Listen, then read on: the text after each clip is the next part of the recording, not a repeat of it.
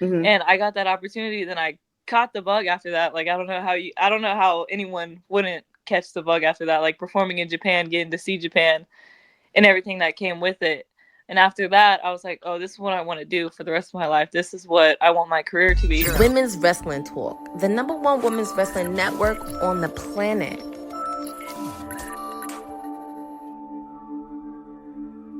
Bonjour. You're watching Women's Wrestling Talk, the number one women's wrestling show on the planet. My name is TK Trinidad, and today we have an amazing show with nothing but amazing guests. She's the queen of kicking faces, devouring donuts, and snuggling up next to the cutest puppies around. One of the hottest free agents in the wrestling world today. When I say who's the Yang, you say Jazzy Yang. Please welcome Jazzy Yang. How are you doing? I'm good. How are you? Good, good, good. So let's get into it.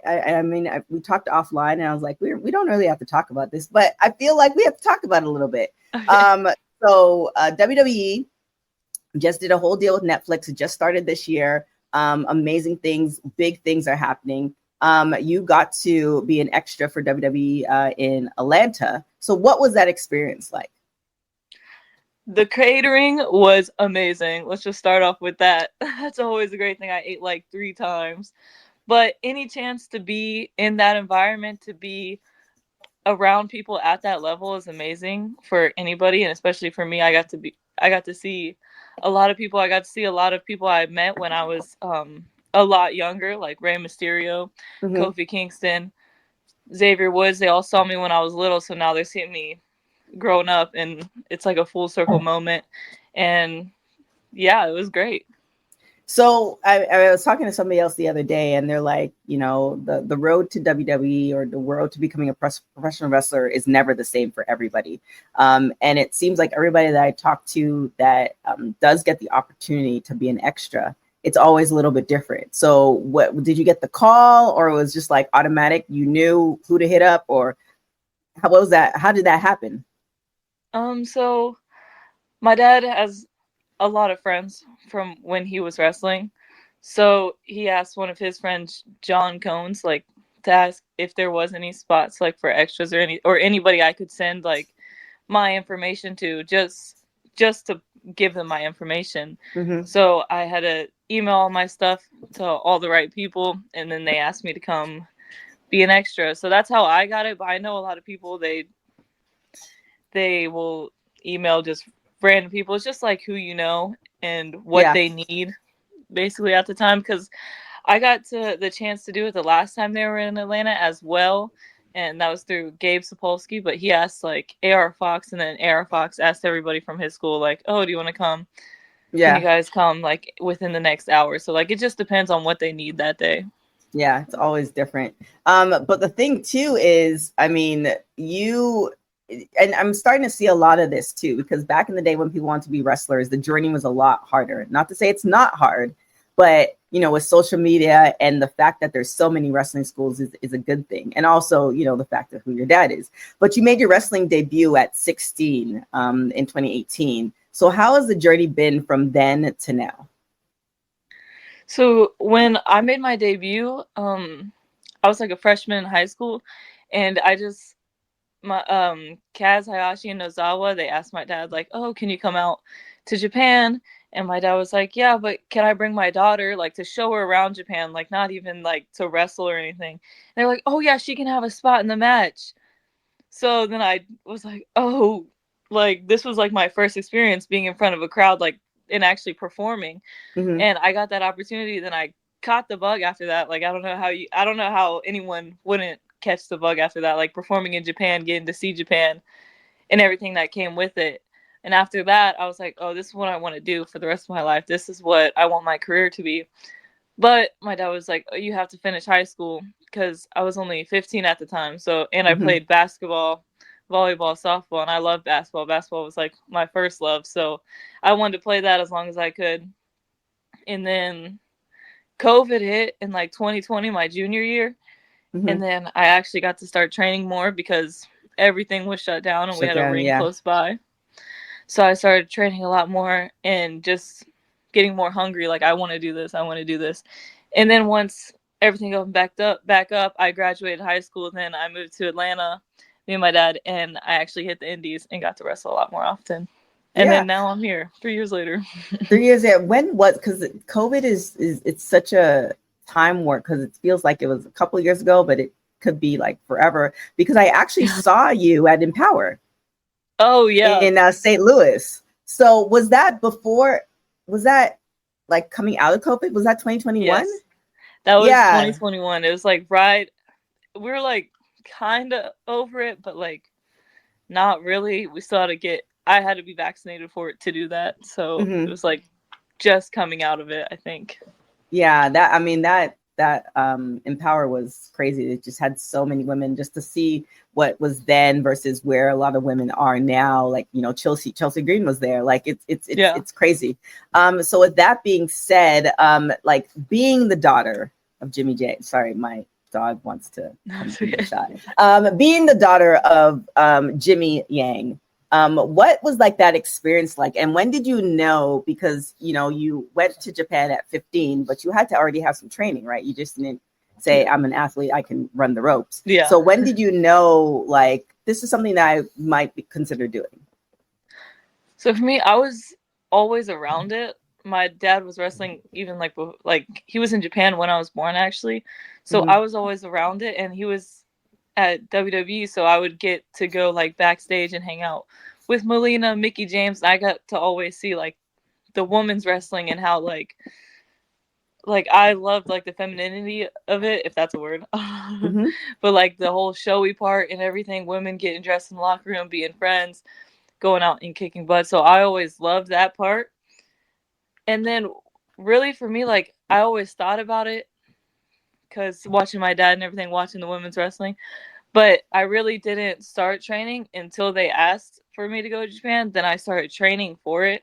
So I had like 6 months to be ready for just that spot. And that's really when I started training to get into it. Wait, so now, and that granted, you know, when you play other sports, the mentality is always, oh, I can do this other thing. It's not like you're coming straight from like, you know, not doing anything.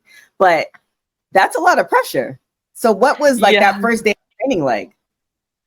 It was hard. I actually like almost broke my arm. I literally like, you know, when people like land and they put their hand down, that's like the one thing you're not supposed to do, but your body's not used to that going into wrestling. So that's what I did. And I almost broke my arm. I like strained a muscle in my arm, and I had to go to basketball and be like, oh, I did it in practice here. I didn't do it in wrestling because I didn't want to get in trouble by the coach, so I had to lie about that. But yeah, it was crazy. That was so first day you almost broke your arm, and then was there a moment before you went to Japan, like training wise, where you're just like, okay, I got this. Like I'll need more training, but I can do this. Not really. But once I got there, like right before the show, like I got to do a little training before, and I was like, I think I got this. Like I'm pretty sure I got this. We're just gonna see how it goes. But once you're out there, like the adrenaline like kicks in, and you just give it your all, and then you kind of forget everything that you just did as soon as you get in the back. But I was like, wow, was that good? Or like, no. And then I watched it back, and it was like, got really good reaction. I was like, oh, wow, that's me. Like, it's crazy, like seeing yourself like, oh, I didn't know I could flip or do that. Nice. And so what's the best advice that your dad has given you?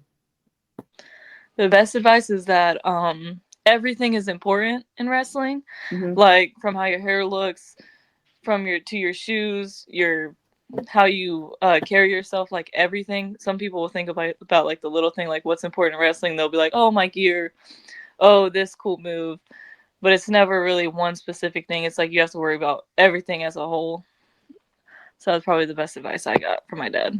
Okay. And now I saw in a previous interview that there was some inspiration from The Last Dragon. So can you tell us a little bit? First off, there's probably some people who don't know about this movie. So can you tell us a little bit about it, and then the inspiration from it? So the movie's called Berry Gordy's The Last Dragon, and there's Bruce Leroy, and sure enough, it's a 80s kung fu karate movie. You have to see it. You have to watch it. It's one of the greatest movies ever. It's a cult classic. But so this was my dad's favorite movie ever, and he actually brought Ty Mock into wrestling, Bruce Leroy, and Okay. actually had like a tag match and everything. It was crazy. But when I was little, I actually met Ty Mock. Like he used to stay at our house, and then like my dad would train him for wrestling for that thing, and then I actually met him when I was 10 too in New York City. So my dad's favorite movie, then he made me watch it all the time, and that's how I came up. Seeing Show Enough is like, oh, that's a good wrestling character. So that's how I became the Show Yang of wrestling. Oh my gosh. So as far as that, I mean, you know, you went from like Empower to traveling. Like you've done some pretty big things in a very short time. What is like the goal as far as like what's your hopes as far as your wrestling career? For me, it's really just getting to travel all over the world, see the world. I would love action figures, video games, really everything. Just the experience, just really the life experience. I feel like you get a lot of that through wrestling, and you get a lot more. Like if I didn't have wrestling, I wouldn't have been to Japan 2 times. I wouldn't have gone to Puerto Rico. So really just, for me, wrestling's more about like the life experience you get from it and going around the world. So. I like it. Now, as far as doing stuff for fun, what does Jazzy Yang do for fun? I like to read fairy smut. Really? Wait, what was the last part? Fairy smut. Fairy smut. Okay. Like romantic, like fantasy romance. Oh, so like a Twilight type situation? Is that kind of fairy smut? Kind of, but a little more I don't know, more adult. Okay. But yeah, kind of like Divergent. Like I like Fourth Wing, Sarah J. Maas, Akatar, all those kind of books. But I also love to play sports. I love basketball. Love watching K-dramas. I don't know if you watch K-dramas, but I love those too. Okay. So what's a typical day for you like? So a typical day for me is I actually wake up super early at 5 a.m. I have a shoot job that I have to work throughout the week. And then after I get off at like 3, come home, drink coffee, eat, chill out. Then I actually have, we actually built a ring in my backyard. So nice. I have like a little dojo in my backyard. So I'll go train there, do some like wrestling training, stuff like that. And then I go to the gym, then come home, shower, go to sleep, do it all over again the next day. And then like on the weekends, I have shows and stuff. That sounds like my schedule minus the shows. So going back to Empower a little bit, Mickie James was a big part of this. And I mean, you just also mentioned people that you met backstage at Raw. As far as other wrestlers, has anybody else given you any advice? Like when you were talking to Mickie James at Empower, did you get any advice from her? Or is there any wrestler that gave you advice that was just like, it's memorable to this point? There's a lot of people I see on the indie wrestlers as well, like Dylan McQueen. I don't know if you know who that is, but he always gives good advice, especially about like confidence, like basically like fake it till you make it, like because I always used to have problems with the confidence issue, like walking out and thinking like, oh, like you have to walk out and like pretend like you have all the confidence in the world, even if you don't. But Dylan McQueen, Miranda Gordy, they both give the confidence thing. William Regal actually gave me some really good advice recently. He said, like, have other things besides wrestling, because wrestling is not end all be all. Like, the same way, like, what you come in with wrestling, like, you come in with wrestling with nothing and you leave wrestling with nothing. So make sure you have, like, other stuff. Like, there's wrestling's kind of like fantasy world, real life is reality. So just have a mix of both so you don't go crazy. Yeah, it's crazy because some people, there's two types in that particular instance. There's two types of people. You have people who, and actually Mercedes Moné cut this in a promo where I don't know if you remember, it was for AEW where she was talking to Britt Baker and she was saying, I bet on myself for wrestling. This is all I did. And then she's talking to Britt as far as being a dentist. And it's like, oh, well, wrestling was your plan B. And I feel like apart from it being a promo, that's very much the case on, case by case basis, depending on who you talk to. So with that advice that William Regal gave you, where do you side on it? Are you like all chips in, it's wrestling or bust? Or do you have like, yes, I want this to work out, but I'm also doing this as well? For me, really, I want wrestling to work out really bad. Then whatever happens after happens after. But I also, like, for me, for wrestling, I just bought a house. So I have a lot of bills to pay. Thank you. But I have a lot of bills to pay. So with wrestling on the indies, there's not a lot of money in that. So I see the balance of like having, I can't just skip work every Friday to go to an indie show because then I won't be able to make the bills. Right. So I'm not going to be as other wrestlers who are able to just bet on everything and just drive to whatever indie show on every Friday because I have to work on Friday. I have to work on Monday. So for me, I might like lose out on like the exposure or stuff like that, wrestling farther places because of that. But really, it's just a balance. I don't know what's the right or wrong answer, but I don't think there's a right or wrong. It's also just what will work for you and what you take out of life, etc.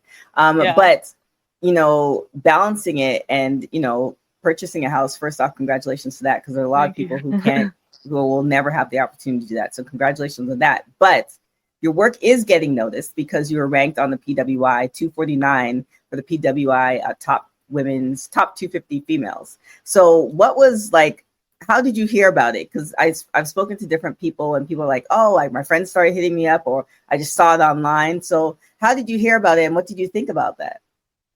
So when I first started seeing it like come out, I was like, maybe not. I never like guess I'm on it or like expect to be on it because you never know. But I actually wrestled in Puerto Rico like twice recently, and I met a girl named Nahir Nobles, and she was right under me. So I saw her posting it, and I saw my name. I was like, wait a minute, is that me? And then I bought it and checked it out. But yeah, I found out from her like friends posting theirs, and I'm like, wait, that's my name up there.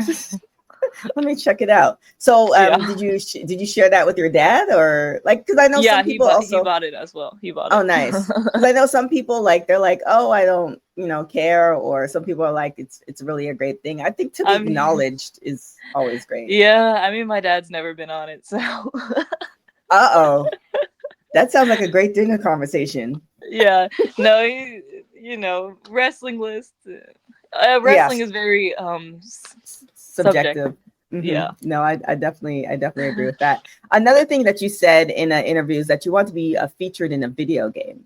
So if you could create like, what type of video game, because, I'm not a video game connoisseur, but I know enough that there's different variations and versions of them. So if you can create the type of video game and the type of character, what would it be? And also, would you voice the character or would you have somebody else voice the character for you? For me, I've only ever played like WWE games, so I'd love to be on that.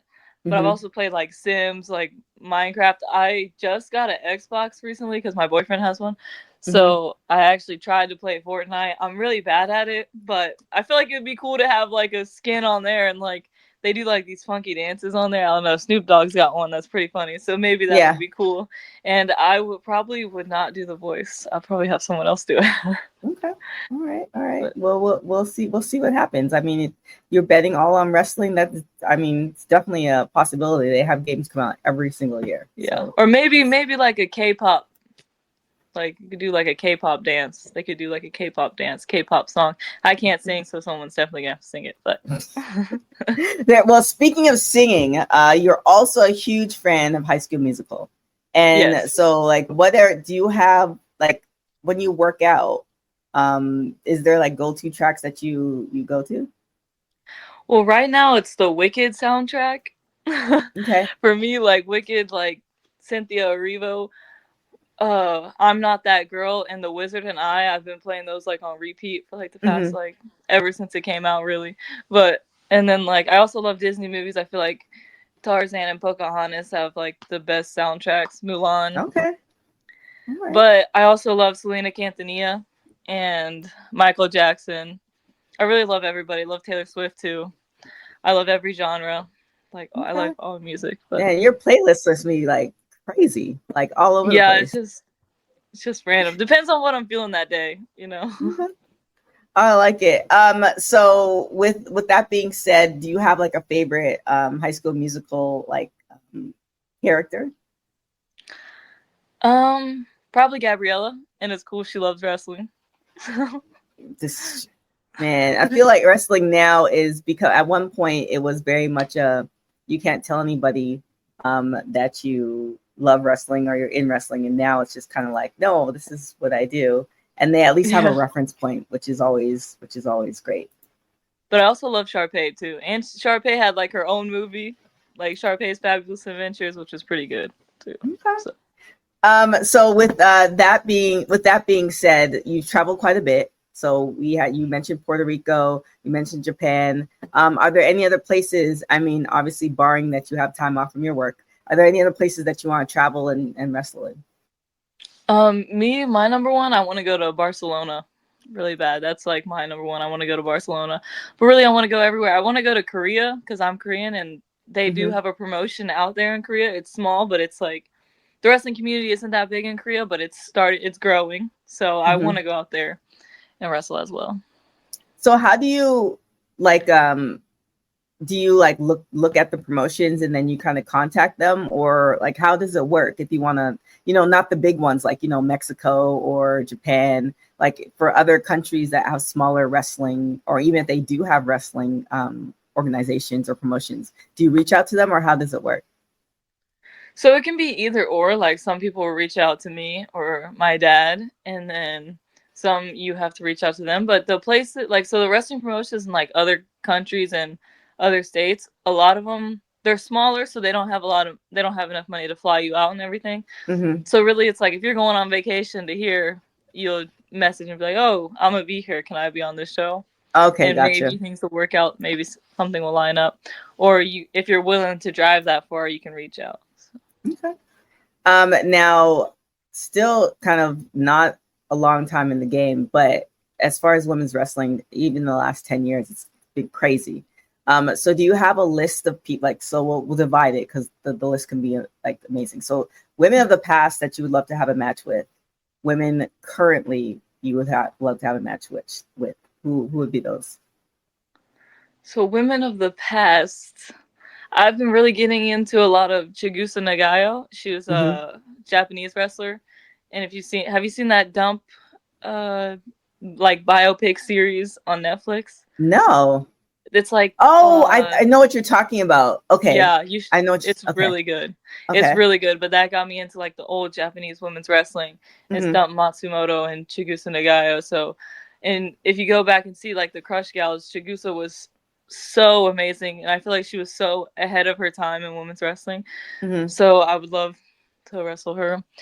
I would love to wrestle Sumi Sakai, Natalya, but she's still current. But I knew her when I was younger, so I don't know if you would count her president. I mean, would you call her out? How would you do? Because you know her, and I mean, would you just say, "Hey, I think it's time"? Like, I don't know. Let's have it go. I feel like I have to wrestle Naomi because she was like the one wrestler I dressed up as a kid. Like when she was the Funkadactyls, like I was like a cheerleader, so I would dress up as her all the time. Like I would go to shows with like my pom poms and everything, which is probably embarrassing, but I definitely brought my like pom poms and whole cheer outfit. Melina, Mickey James, of course, because she's helped me out a lot. Molly Holly, she's really nice. And present, really, I love Charlotte Flair. I don't know if she's present, right? It gets kind of complicated. So like with Natalya, Naomi, Charlotte Flair, it really just depends, because now it's a timing thing, right? Because say hypothetically, WWE signed you, but they signed you like in 2 or 3 years, right? The timeline, you go to NXT, like it's just very dependent. And then it's the storyline, really, like it's very like it could happen, but then it also like But it it's might good. not. A lot of women are keeping the like being able to wrestle for a lot long because it used to just be like 2 or 3 years you're done. But now women are having 10-year careers, so like it's great. I'm trying to think. Yeah, like present, I would think like Ariana Grace, Zoe Stark, Roxanne or Roxy, Jada Parker, Lash Legend. I love basketball, so I love Lash Legend. I'm trying to think. Just anybody and everybody, really. Okay. So I'm really this Natalya thing. I want to kind of explore it a little bit. So Okay. So if you were to like cut a promo on Natalya, like calling her out, like is there anything you would say to her? I mean, because you've known her since you were a kid, so I mean, is there anything that you would, just to kind of get her going a little bit? Trying to think, like I just saw her at Raw, so like now I'm like towering over her now. Like I used to be so much smaller, but now she's looking up to me, There's maybe some that's words something. there. I don't know. There's some words there. If you were to describe your wrestling persona in 3 words, what would it be? 2 words. The baddest mofo down around this town. Okay. The best. I got my whole show enough. The meanest, the prettiest, baddest mofo down. I like it. And then if you weren't wrestling, what would you be doing? If I wasn't wrestling, I love languages. So if I didn't have wrestling, I would have probably went into like college to be like a translator for like Spanish or ASL.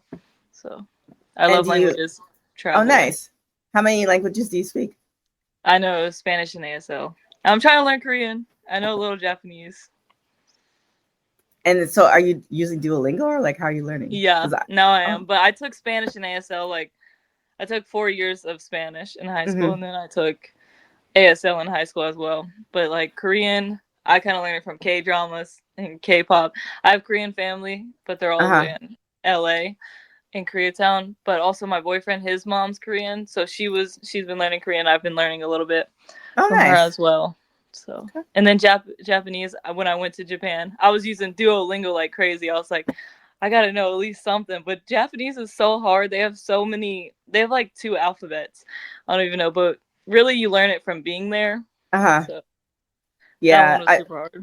I like Duolingo, but it's one of those things where I don't know if you get this. So I've been learning Spanish on and off for like forever. But so I'm like, I really want to be able to speak it fluently. And so Duolingo is like this thing, you start it and you can get like a solid 10 days and then, life happens. And then they send you these very disrespectful messages like, hey, haven't heard from you. And I was like, I'm going to come back, I promise. And then they're like, we're going to drop you. It's been 2 months. Like, oh no, like it's just very, it's very creative. I actually did that like free like 2 weeks of like the Duolingo Plus, and then I forgot about it and I actually spent like $150 for like the year plan. Oh wow. Wait, so what does the Plus do? Does it just not do the commercials or something? So the Plus, there's no commercials. It's like unlimited hearts.